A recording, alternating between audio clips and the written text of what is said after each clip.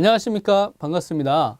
생명보험 상품과 손해보험 상품을 서로 비교해서 가장 합리적인 또 가장 최적의 맞춤형 상품 제한 혹은 보장 제한을 하기 위한 그 제한법에 대해서 설명을 드리고 있습니다.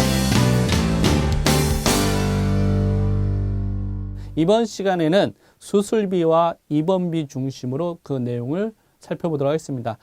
입원비와 수술비도 생명보험과 손해보험에 다소 차이가 있다는 점을 기억하실 필요가 있겠는데요. 일단 생명보험의 수술비부터 또 손해보험의 수술비부터 살펴보도록 하겠습니다. 자, 생명보험의 수술비는 1종서부터 5종까지 각 사별로 금액의 약간의 차이는 다소 있으나 거의 동일한 표준 약관을 쓰고 있으면서 약관상의 내용에 근거한 수술비 보험금을 지급하고 있습니다. 자, 이러한 수술비 이외에도 여러 가지 특정 질병과 관련된 수술비 보장특약도 준비되어 있다는 점은 각사의 각 회사별 상품을 참고하시면 될 것 같습니다. 자, 반면 손해보험도 역시 약관상의 내용은 생명보험의 약관의 내용과 크게 다르진 않습니다만 보장의 방식, 보장의 구성은 좀 다소 차이가 있다는 점을 기억하실 필요가 있겠습니다. 손해보험은 원인을 분명히 규명하고 따지기 때문에 역시 수술비도 질병수술비, 상해수술비, 큰 틀에서 두 가지로 나눠져 있다는 점 기억하시면 좋을 것 같고요.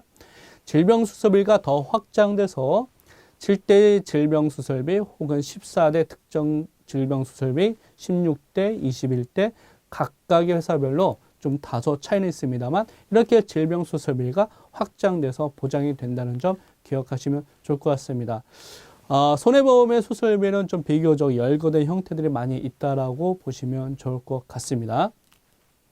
자, 이러한 수술비 보장과 관련해서 어떤 방식이 더 좋으냐라고 단정적으로 얘기할 수 없습니다만 약관상에 있는 내용을 가지고 이런 경우는 생명보험에서 보장하고 또 이런 경우에서는 또 손해보험에서 보장하고 각각의 좀 다소 차이 있다는 점을 한 가지 예시를 통해서 한번 살펴보도록 하겠습니다. 자, 우리 여성분들이 제왕절개 수술을 많이 받죠.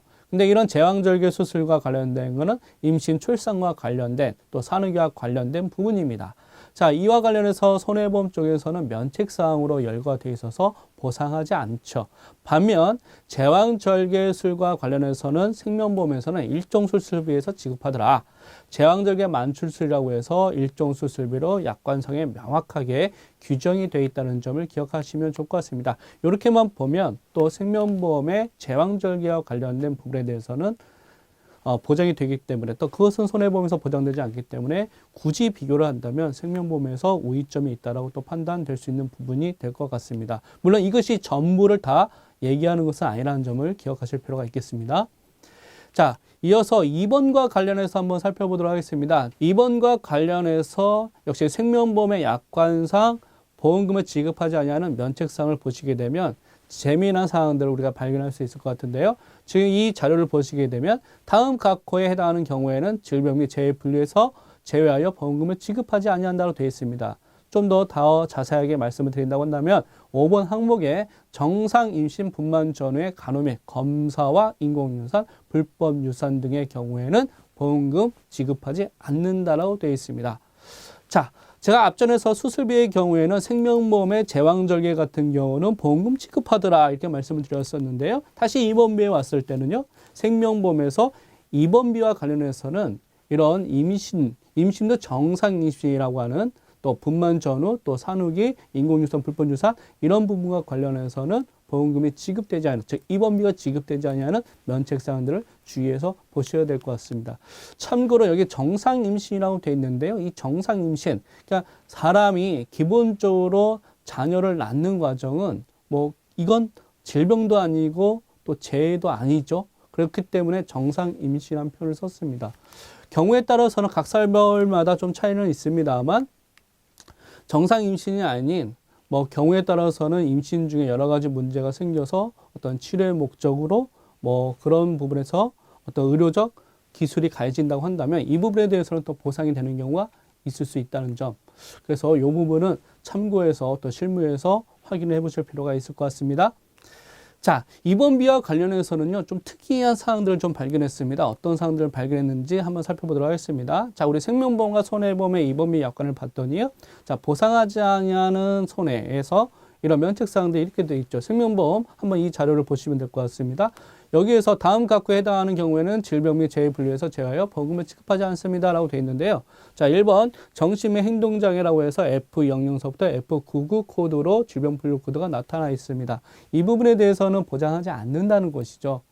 자, 그러면 F00 코드는 무엇이냐라고 하면 알츠하이머병에서의 치매입니다. 자, 치매 환자의 대부분 70%를 차지하는 게 알츠하이머병에서의 치매라고 하죠. 그러니까 치매와 관련된 입원비는 생명보험에서는 면책사항이 된다라고 볼 수가 있는 것 같고요. 자, 반면 손해보험의 입원비 약관을 봤더니 또 이렇게 되어 있습니다. 손해보험 같은 경우는 여기 1번의 두 번째 항만 한번 살펴보시죠. 피보험자의 치매를 제외한 정신적 기능장애, 선천성 뇌질환 및 심신 상실 등은 면책사항으로 되어 있습니다. 자, 그렇다고 한다면 치매를 제외한 나머지가 면책사항이니 치매는 보상이 가능할 수 있다는 것이죠. 치매로 인한 입원비 지급이 가능할 수 있다. 또 이렇게 본다고 한다면 또 생명보험보다는 또 손해보험의 비교 우위적 그런 어떤 내용들이 약관상에서 살펴볼 수 있을 것 같습니다. 제가 여기서 누차 말씀을 드리지만 어느 특정 회사나 혹은 영역의 입원비 수수비가 좋다, 나쁘다고 얘기할 수 있는 것이 아니라 하나하나를 살펴보시게 되면 이런 부분에 대해서 또 우위점들을 비교해서 우리 고객들에게 적절한 보장 제한을 할 수 있지 않을까라는 생각이 듭니다. 자, 이와 관련된 부분 다시 한번 잘 정리해 주셔서 우리 고객들에게 맞춤형 컨설팅 잘 제안하시기를 바라겠습니다.